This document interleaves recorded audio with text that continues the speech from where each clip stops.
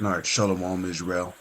First and foremost, as always, I would like to give all praises, honor, glory, respect, and blessings to Yahweh, Bahasham, Yahweh Shai, Bahasham, Rakaha, Kwadash.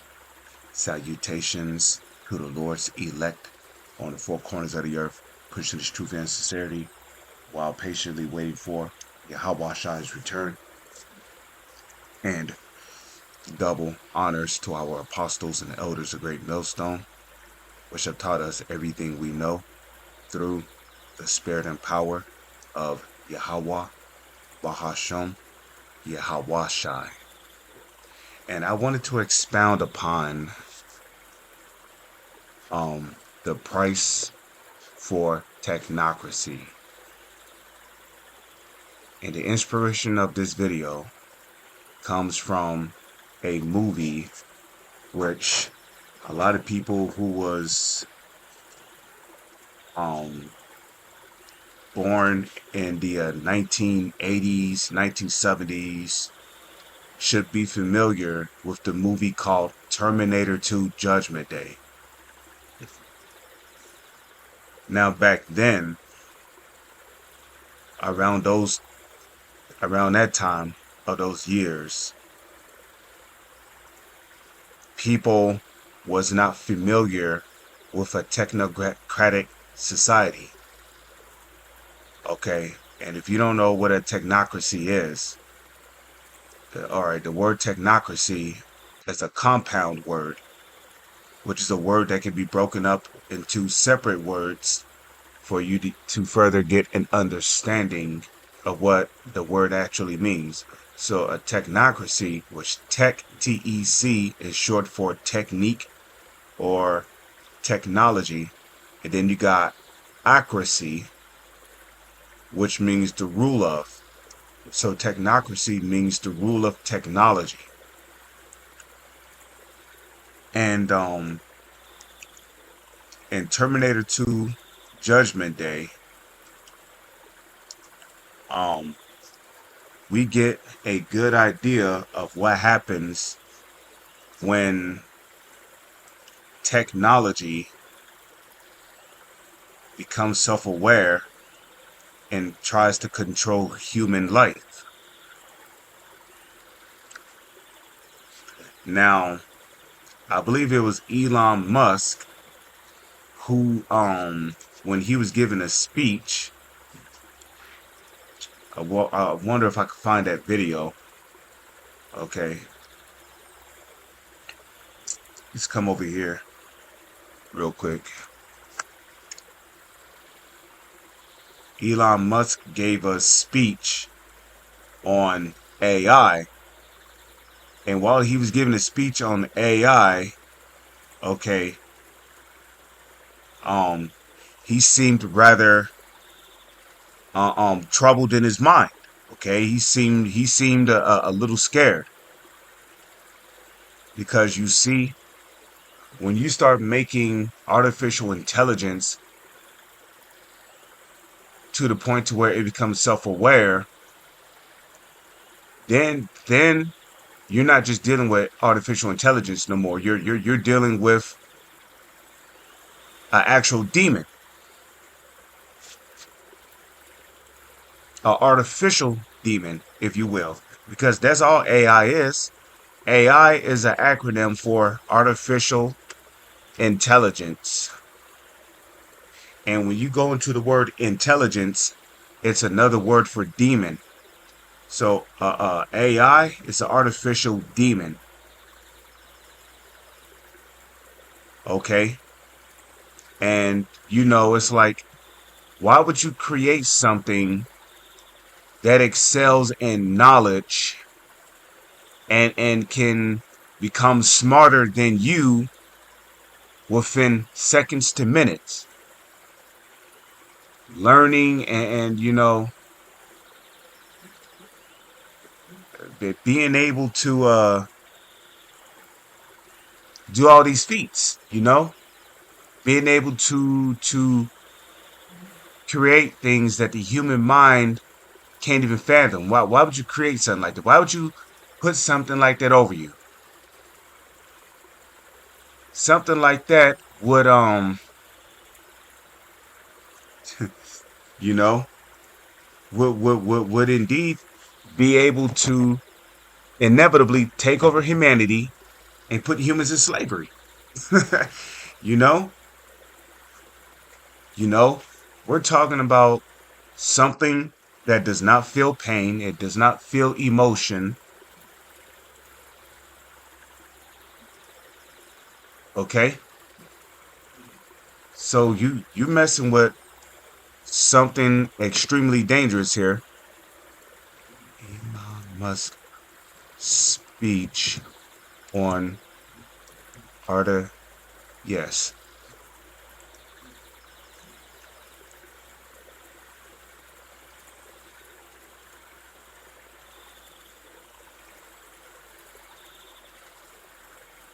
Here we go. Let's watch this. Fair use. Okay. So all of This is fair use. I am not using this video for monetary gain. This video is being used for educational purposes only. So all of a sudden AI is everywhere. People who weren't quite sure what it was are playing with it on their phones. Is that good or bad? Yeah, so I've been thinking about AI for a long time, since I was in college, really. It was one of the things that, the sort of 4 or 5 things I thought would really affect the future dramatically. It is fundamentally profound in that the smartest creatures, as far as we know, on this earth are humans, is our defining characteristic. Yes. We're obviously weaker than, say, chimpanzees and less agile, but we are smarter. So now what happens when something vastly smarter than the smartest person comes along in silicon form? It's very difficult to predict what will happen in that circumstance. It's called the singularity. It's, it's a singularity like a black hole, because you don't know what happens after that. It's hard to predict. So I think we should be cautious with AI, and I think there should be some government oversight, because it affects it's a danger to the public. And so when you have things that are a danger to the public, like, let's say, so food and drugs. That's why we have the Food and Drug Administration, right, and the Federal Aviation Administration, the FCC. We have these agencies to oversee things that affect the public, where there could be public harm. And you don't want companies cutting corners on safety, and then having people suffer as a result. So that's why I've actually for a long time been a strong advocate of AI regulation. So that I think regulation is, it's not fun to be regulated. It's somewhat arduous to be regulated. I have a lot of experience with regulated industries, because obviously automotive is highly regulated. You could fill this room with all the regulations that are required for a production car just in the United States, and then there's a whole different set of regulations in Europe and China and the rest of the world. So very familiar with being overseen by a lot of regulators. And the same thing is true with rockets. You can't just willy-nilly shoot rockets off, not big ones anyway. Because the FAA oversees that. And then even to get a launch license, there are probably half a dozen or more federal agencies that need to approve it, plus state agencies. So I've been through so many regulatory situations, it's insane. And sometimes people think I'm some sort of like regulatory maverick that sort of defies regulators on a regular basis, but this is actually not the case. Once in a blue moon, rarely I will disagree with regulators, but the vast majority of the time, my companies agree with the regulations and comply. Anyway, so I think we should take this seriously, and we should have a regulatory agency. I think it needs to start with a group that initially seeks insight into AI, then solicits opinion from industry, and then has proposed rulemaking, and then those rules, will probably, hopefully, grudgingly be accepted by the major players in AI, and I think we'll have a better chance of advanced AI being beneficial to humanity in that circumstance. But all regulations start with a perceived danger. Planes fall out of the sky, or food causes botulism. Yes. I don't think the average person playing with AI on his iPhone perceives any danger. Can you just roughly explain what you think the dangers might be? Yeah, so the danger, really, AI is perhaps more dangerous than, say, mismanaged aircraft design or production maintenance or bad car production, in the sense that it has the potential, however small one may regard that probability, but it is non-trivial. It has the potential of civilizational destruction. There's movies like Terminator, but it wouldn't quite happen like Terminator, because the intelligence would be in the data centers. Right. The robot's just the end effector. But And you see, he's saying that it won't be like Terminator, but you see, like if you come over here, right? Let me show you something, okay? Now I typed in Google, right? Terminator 2 Judgment Day. How did a nuke go off? And check this out. Okay. In Terminator 2 Judgment Day, the nuke goes off because advanced AI defense system Skynet becomes self-aware on August 29th, 1997. Okay, and perceives humanity as a threat. When humans attempt to shut down the system in a panic, Skynet launches the U.S. nuke missiles at Russia, prompting a counterattack and triggering a global nuclear holocaust. So you see, it was the AI that launched off the first nuke. Okay? Which is why at the very beginning of the movie, I believe that was a scene where after the nuke went off, people were going to war against the machines, which was led by John Connor in the movie. But you see, we have all these talks now by technocrats about about creating self-aware AI. Okay? And you can't make this stuff up. Okay? Skynet was an AI defense system that became aware. When humans tried to shut it down, it launched a nuke at Russia. And then Russia launched a counterattack, which led to a global nuclear war. And there was a scene in the movie where Sarah Connor, I wouldn't say I wouldn't say it was a dream, but she had a vision that, it was just like any other day, children playing at the park, sky blue, beautiful out, right? And then suddenly a nuke went off, boom, and everything just turned disastrous. Okay. Trigger event. Humans tried to pull the plug on Skynet after it achieved self-awareness at 2:14 a.m. EDT. Okay. The launch, Skynet takes over the U.S. nuclear arsenal to eliminate humanity as a threat. See? And this is where we're heading in a technocratic society. You see?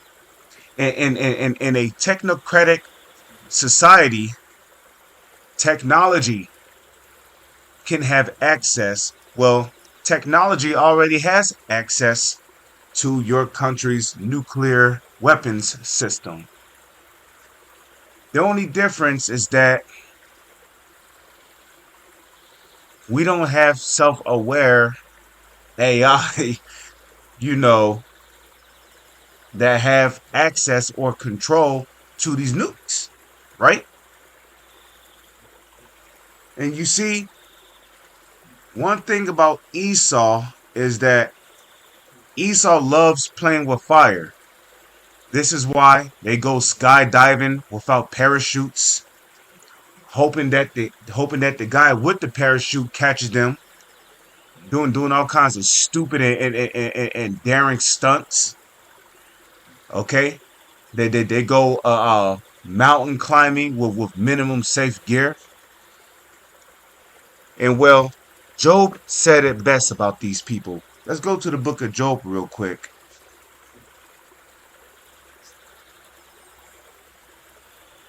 Okay, Job chapter 30, verse 8. They were children of fools. This is speaking of the Edomites. Okay, which is the so-proclaimed white man, which starts with the so-called elites who call themselves Rothschilds or Rockefellers, trickling down to the rest of their nation of people. Okay, the Edomites, they were children of fools, yea, children of base men, because only an idiot would create a self-aware AI,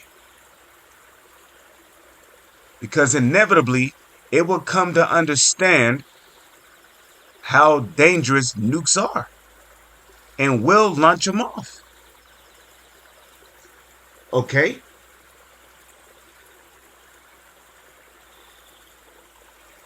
you know, only a fool would you know the dangers of creating self-aware AI, but they're still gonna go along with the procedure, right?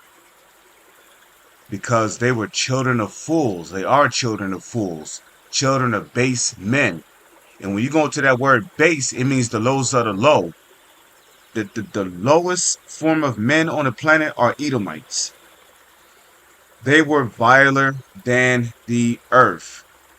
And now I am their song, yea, I am their byword. Okay?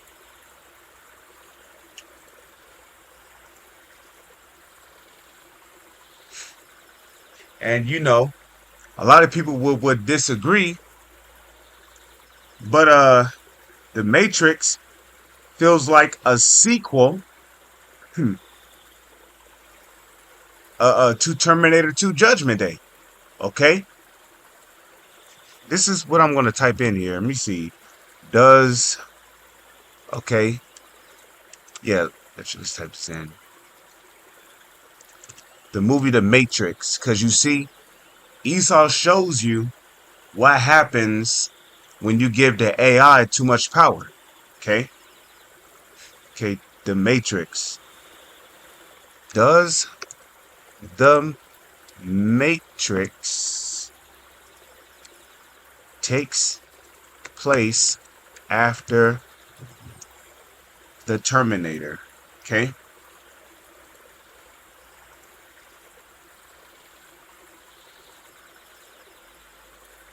Okay.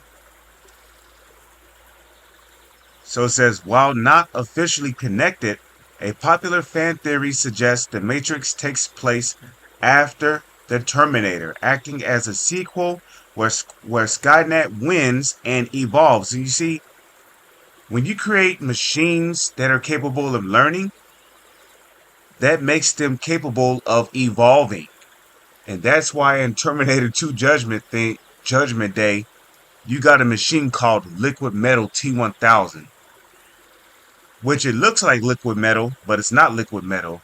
Okay, it's just billions upon billions of nano-sized particles that can take the form of what appears to be liquid.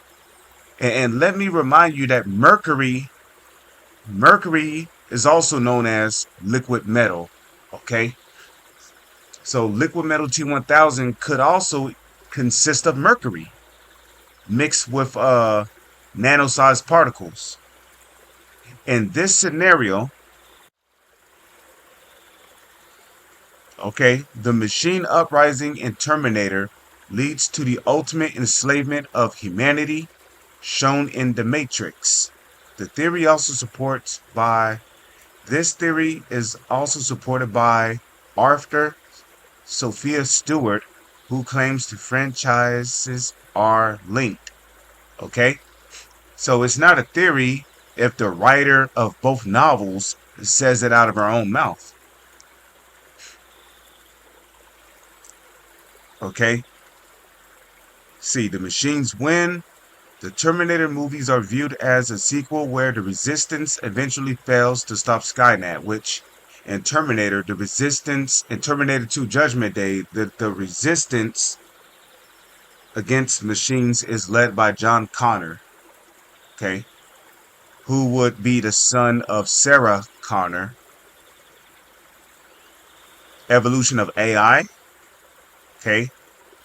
Skynet, the aggressive AI, evolves over centuries into the more sophisticated machines and programs such as the architect or agents found in The Matrix. Scorched by sky. The war in Terminator concludes with the scorching of the sky mentioned in The Matrix, forcing machines to use humans as a power source, which they show you that in the movie The Matrix, where basically people have been reduced to a battery. The Neo loop. The fight against the machines continues, with Neo acting as a successor to John Connor in a new simulated era of war. Okay, so you see, this would be the price of a technocratic society. What you may be alluding to here is that regulations are really only put into effect after something terrible has happened. That's correct.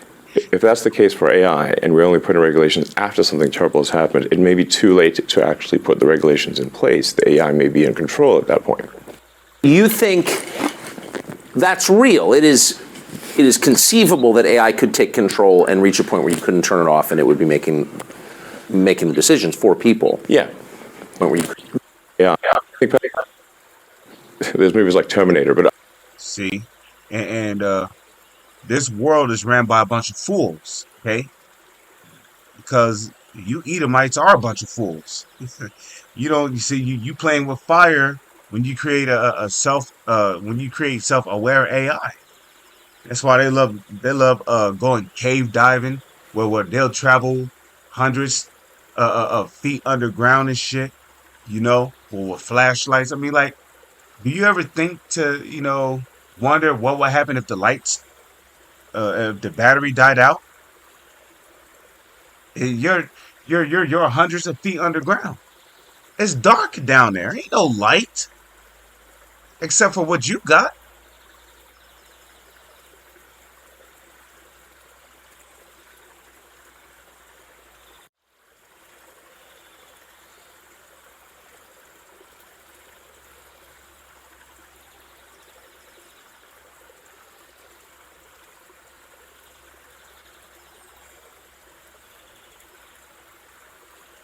Again, that's why the scripture, just like that one guy who went traveling underground, he ended up getting stuck upside down and he perished.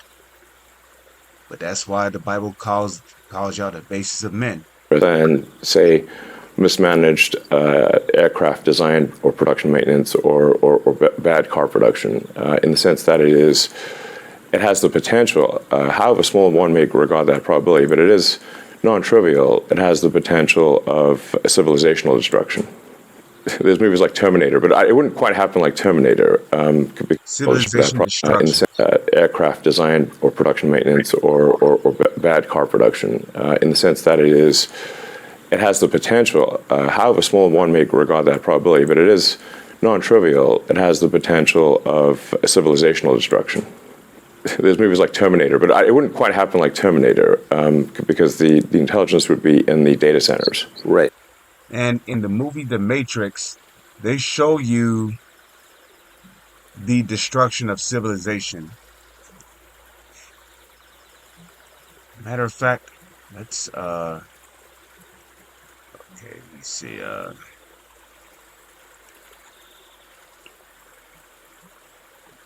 sorry about that. This is my let me see me here. Let's go to, so you see, that's why the Bible speaks about how the Lord's going to use these Edomites to bring about their own destruction.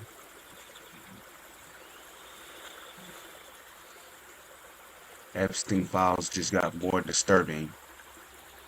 And of course, they're going to show a little Israelite child there. So let's type this in. Let me see.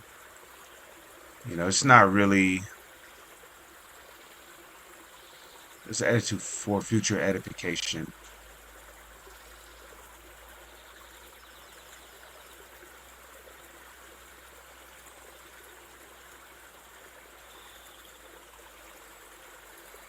The walls are closing in. Let me see. Let me see. What about, yeah. See, the Matrix. The destruction of civilization scene. Yeah, destruction of civilization scene. Perfect world. Let's see. Cause see, there came a point in the movie where they actually showed civilization.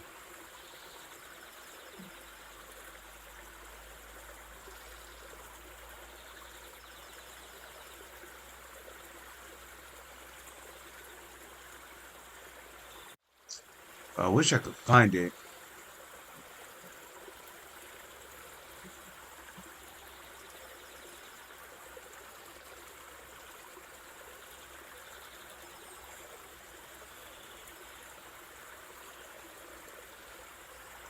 Here we go.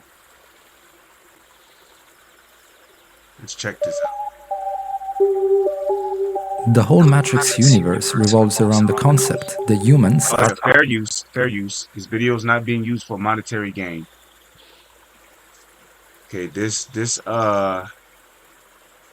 video is being used for educational purposes only. So fair use. trapped in virtual reality, enslaved and consumed as food by the machine. At some particular points in the movies, we get a glimpse at the events that brought humanity to its knees. But still, what started it all? Thanks to Animatrix, we have a much more complete idea of the events. So, here's what happened. At the end of the 21st century in the Matrix universe, humanity has reached a technological singularity, which is a break in human evolution that will be caused by the staggering speed of technological evolution.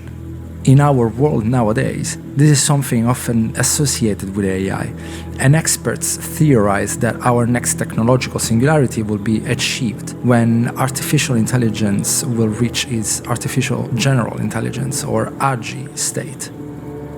While you may think that ChatGPT can already surpass humans in a lot of things, you will be surprised by how this is still very false. Technological singularity in the Matrix was exactly that. Humans created the first artificial general intelligence and then connected a range of robots and androids to it. Human life has suddenly become much easier while these new machines were doing all the work. But you know, And don't they claim that that in 15-minute cities people won't have to work anymore, okay, because machines will be flipping all the cheeseburger patties They'll be doing all the janitorial services. They'll be doing all the stockings at department stores. Haven't they said that about these 15-minute cities? Humans are a frail species, and as technology advanced, they fell victim to vanity. They treated their machines with total disrespect, forgetting the fact that those machines were essentially sentient beings with built-in directives. We don't have to be fan of Detroit Become Human or Isaac Asimov to know that what will eventually happen. The machines started to descend. A robot called B1-66ER, or Bigger, as I like to say, was threatened to be deactivated by its owner, the millionaire Gerard E. Crows. Acting in self-defense, Bigger ended up killing Crows, his dogs, and one of his associates. Once caught, Bigger was given a tribunal trial. It was the first one to ever be given to a robot. A famous civil rights attorney, Clarence. And we hear a much similar situation that happened in iRobot. Remember? When in there was a scene where basically the guy basically asked the robot to push him out the window, which led to his deletion. Okay? Drummond defended the robot by linking Bigger and the machine situation to the slavery of African American people. The only thing that Bigger said to the tribunal court, and we're not African American, okay? The African comes from a Roman general who conquered Hannibal during the Roman Empire. The Romans' general name was Lucius Scipius Africanus. Okay, after his successful campaign and in defeating Hannibal, the land of Ham, because it was really known as the land of Ham, which you say Ham in the Hebrew as Ham. So in the land of Ham, okay, he was that land was changed to his name. Okay. And we're not American either because we do not come from the line of Esau. Okay.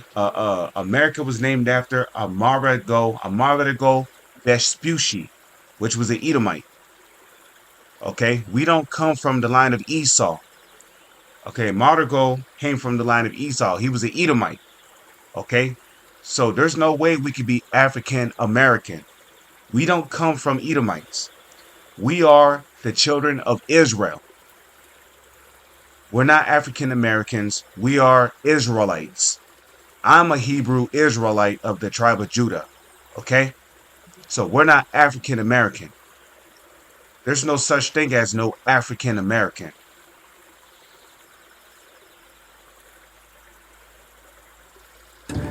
was that he didn't want to die. Despite Drummond's words and a growing dissent from the public, Bigger was found guilty of the charges of murder and eventually disassembled. This sentence led to the first case of machine martyrdom, which sparked a revolution from both the machine community and human dissenters. History was bound to repeat itself. A peaceful protest was going to be met with incredible violence.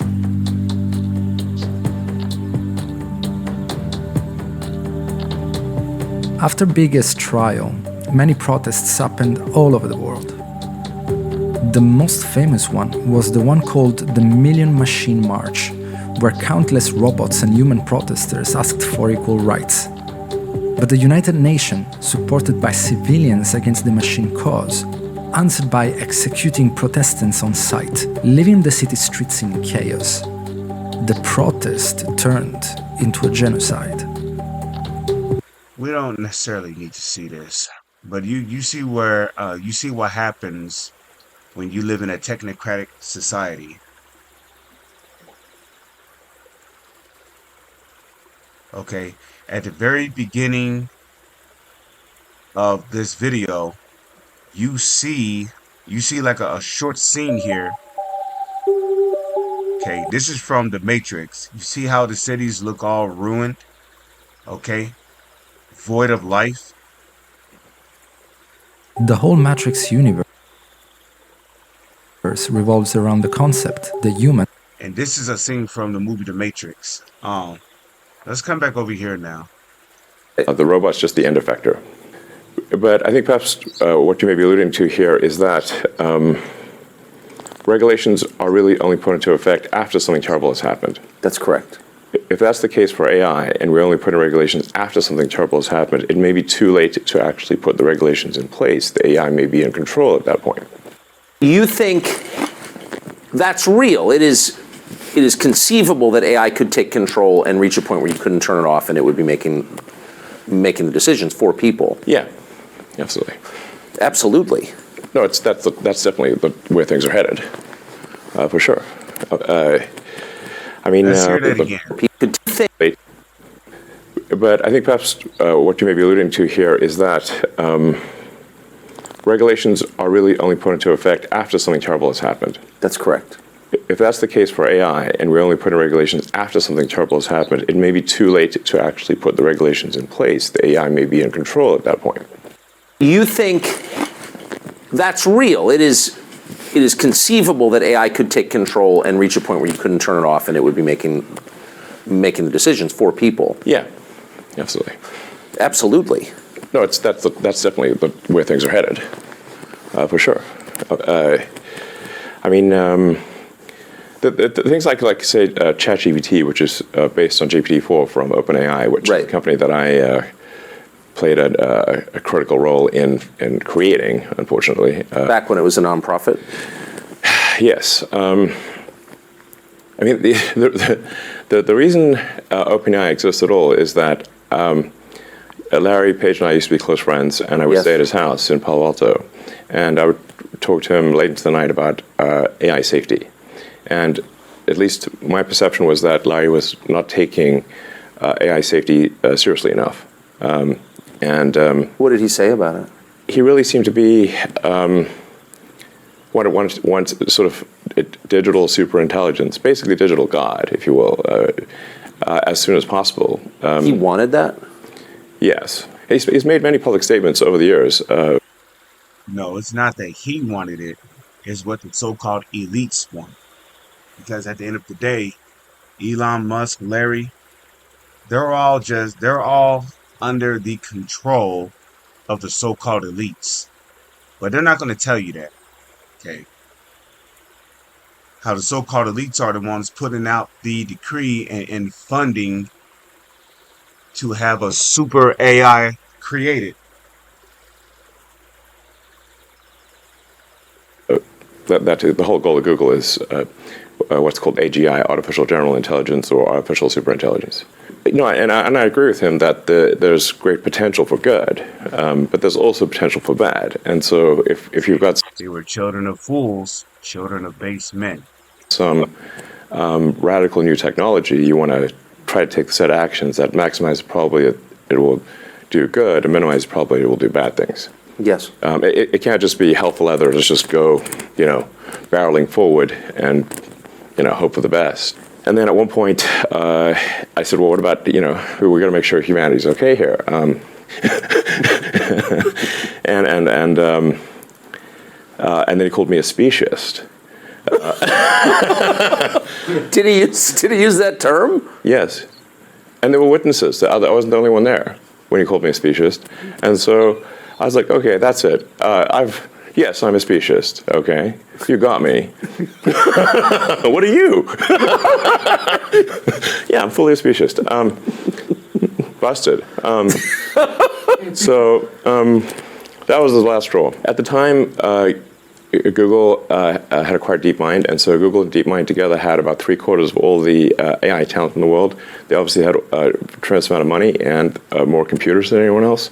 So I'm like, okay, we have a unipolar world here where there's just one company that has close to a monopoly on AI talent and computers, like scaled computing, and person who's in charge doesn't seem to care about safety. This is not good. So then I thought, what's the furthest thing from Google would be like a nonprofit that is fully open, because Google was closed for profit. So that's why the open in OpenAI refers to open source, transparency, so people know what's going on. Yes. And that we don't want to have like while I'm normally in favor of for-profit, we don't want this to be sort of a profit-maximizing demon from hell. That's right.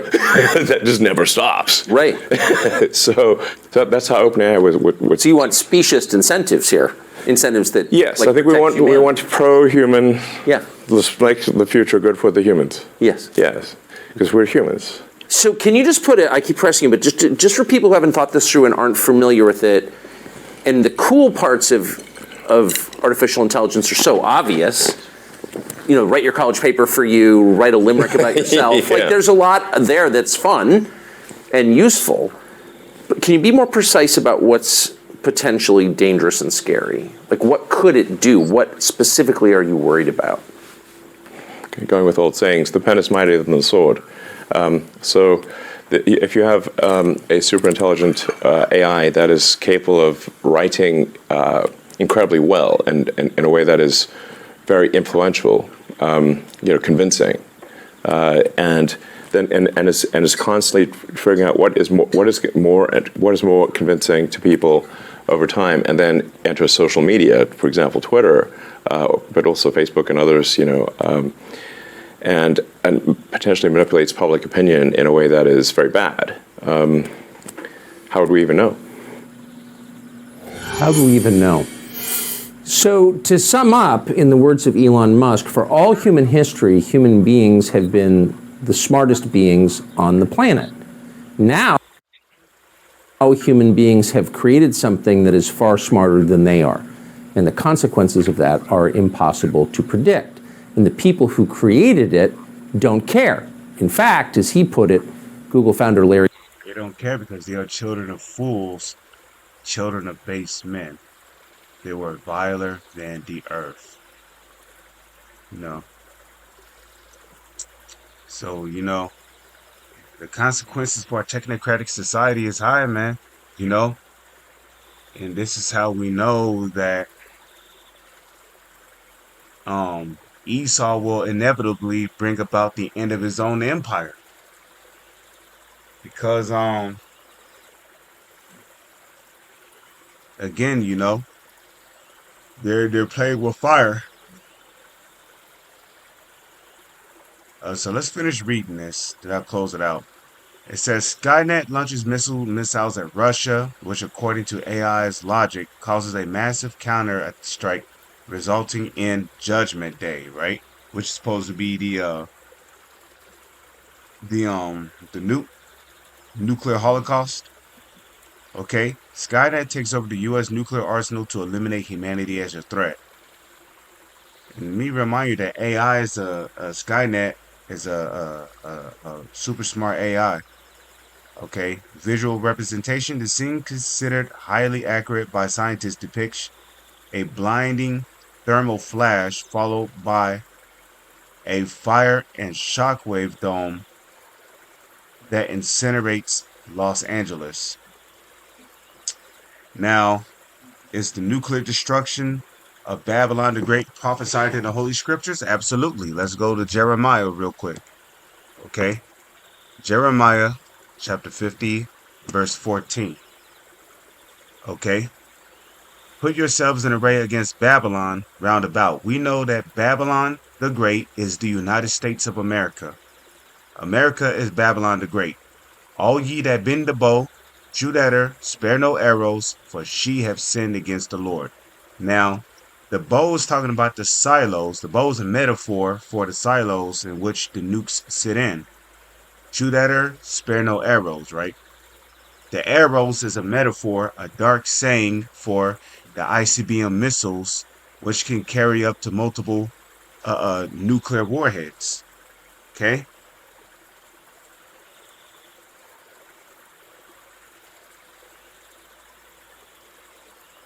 So shoot what at her? ICBMs.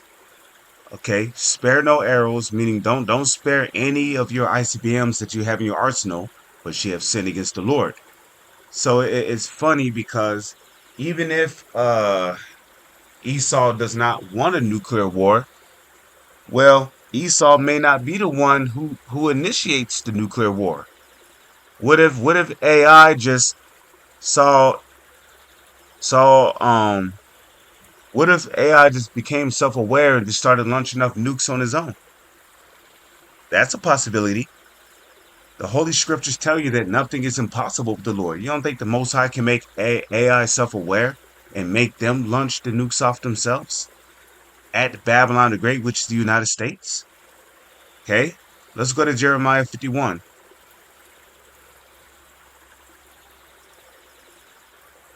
Limitations. Oh,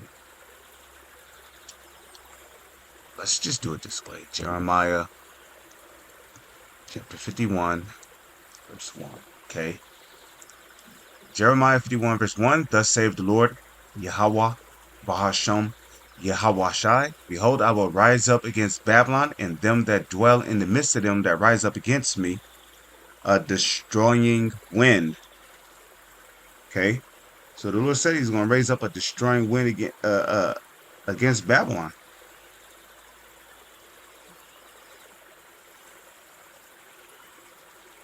Okay. And I will send unto Babylon fanners. Okay. And that destroying wind, you want to know what that destroying wind is? Let's go to bing.com. Okay. We're going to go to images and we're going to type in, let's see, nuclear explosion. Let's just type in nuclear explosion. And what do you see here? Here's your destroying wind.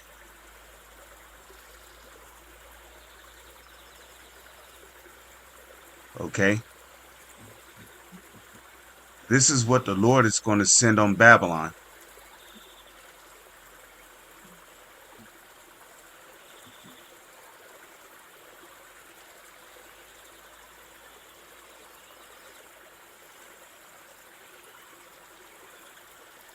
Okay.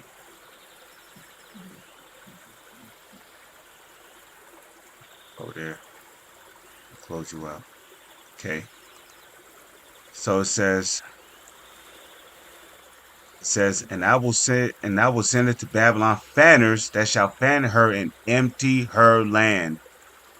For in the day of trouble, which is also known as Judgment Day, right? They shall be against her round about. Who shall be against her round about? All of these other nations. As I read in Jeremiah 50, verse 14, put yourselves in array against Babylon round about.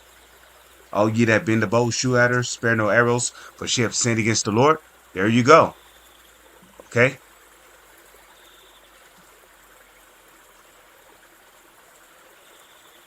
Okay. So let's go to Isaiah 13, verse 19. Okay. And Babylon, Isaiah 13, verse 19, and Babylon, which is the United States of America, the glory of kingdoms, right? Because these countries have been influenced by America as so much to the point to where you got everybody around the world wearing suits now, walking around with a smooth face. McDonald's in a country, skyscrapers everywhere, concrete jungle. So America is the glory of kingdoms. And Babylon, the glory of kingdoms, the beauty of the Chaldees' excellency, shall be as when Yahweh overthrew Sodom and Gomorrah. And how was ancient Sodom and Gomorrah destroyed? Well, the Bible tells you that the Lord rained fire and brimstone on Sodom and Gomorrah. Okay? So ancient Sodom and Gomorrah was destroyed by fire and brimstone. Well, fire and brimstone is also mentioned in the book of Revelation. Let's go there real quick. Okay? Because at around that time, everyone who has the micro C hip inside of them will be caught up in this judgment. Revelation 14:9, and the third angel followed them, saying with a loud voice, if any man worship the beast in his image, and receive his mark in his forehead or in his hand, the same shall drink of the wine of the wrath of Yahweh, which is poured out without mixture into the cup of his indignation. And the wine of the wrath of the Heavenly Father is going to be those ICBM missiles. Okay? It's going to be those intercontinental ballistic missiles. The same shall drink of the wine of the wrath of Yahweh, which is poured out without mixture into the cup of his indignation. And he shall be tormented with what? Fire and brimstone, in the presence of the holy angels and in the presence of the Lamb. Okay? And the smoke of their torment ascendeth up forever and ever, and they have no rest day nor night. Whosoever receiveth the mark of his name, and they have no rest day nor night, who worship the beast in his image, and whosoever receiveth the mark of his name, the charagma, his name. Okay? So ancient Sodom and Gomorrah was judged by fire and brimstone. And what was going on in ancient Sodom and Gomorrah? Okay, men having sex with other men, men lying down with men, with mankind. Okay, you had pedophilia was going on, incest, bestiality. Okay, men running trains on little boys, little girls. You know, men running train on other men, men running trains on women. Just complete lewd acts. Okay? Which led to its destruction. And we see that every time such acts were practiced, right? Those places were judged by fire. Pompeii was judged by fire.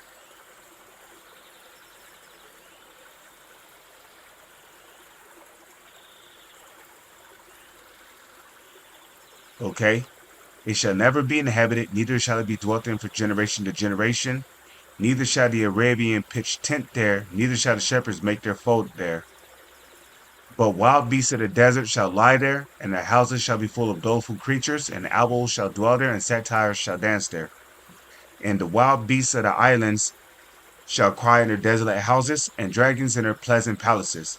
And her time is near to come, her days shall not be prolonged.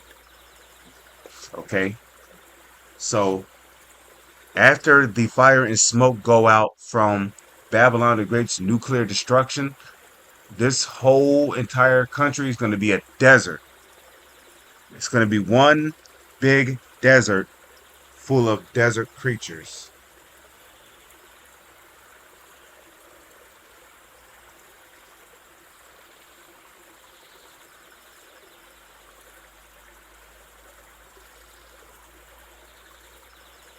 So, I mean, that's pretty much it. With that, I'm going to say shalom. Is on to the next one.